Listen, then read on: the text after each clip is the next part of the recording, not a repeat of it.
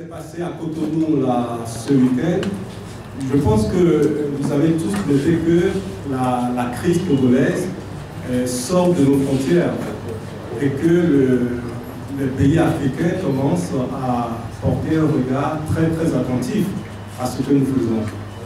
Et vous avez certainement appris les collectifs qui se mettent en place pour porter la question togolaise avec nous les Togolais. Et au Bénin, il y a un parti politique qui a voulu organiser un meeting de manière tout à fait engagée aux côtés du peuple togolais. C'est la Convention patriotique des forces de gauche au Bénin. Et donc, pendant cette conférence, pendant ce meeting, ils ont épousé pratiquement mot pour mot les revendications que la coalition a formulées depuis le début. Donc, c'est un signe d'encouragement pour les Togolais de savoir que d'autres peuples sont en train de porter leur combat. Et je pense que ça veut dire que le travail que les Togolais font est un travail qui commence à porter des fruits au-delà de nos frontières. C'est pour ça que nous devons intensifier et surtout barrer la route à toute personne qui prendrait des positions visiblement qui vont à l'encontre des positions du peuple togolais.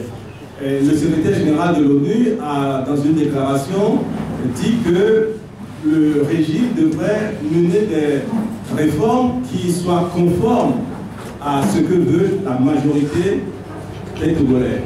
Et c'est dans cette dynamique-là que ce qui a été organisé à Cotonou s'inscrit, et je pense que c'est ici l'occasion de les remercier encore une fois et d'inciter d'autres dans la sous-région à poser des pas similaires et à accompagner le peuple togolais pour que enfin nous puissions sortir de cette situation. Le dernier point que je voudrais ajouter, c'est que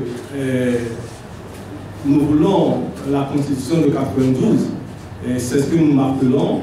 Et nous avons fait plusieurs marches. Eh bien, il va arriver un moment où nous irons chercher cette constitution là où elle se trouve. Merci.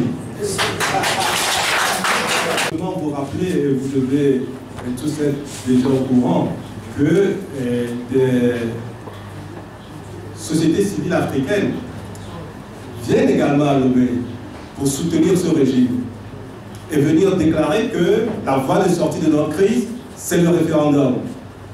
Ce que tous les Togolais rejettent. Donc vous devez comprendre la démarche pernicieuse de ce régime d'aller coopter des gens à l'extérieur pour venir soutenir leur démarche. Mais tout cela aujourd'hui est dévoyé, c'est voué à l'échec parce que les Togolais savent qu'ils ne veulent pas de référendum. Et ça va être extrêmement difficile pour ce régime de nous l'imposer, quels que soient les gens qui viennent de l'extérieur pour les soutenir. Et ces gens-là aussi, en allant dans ce sens, ils font du peuple togolais des gens qui vont se tresser sur leur route pour dire non, nous ne voulons pas ce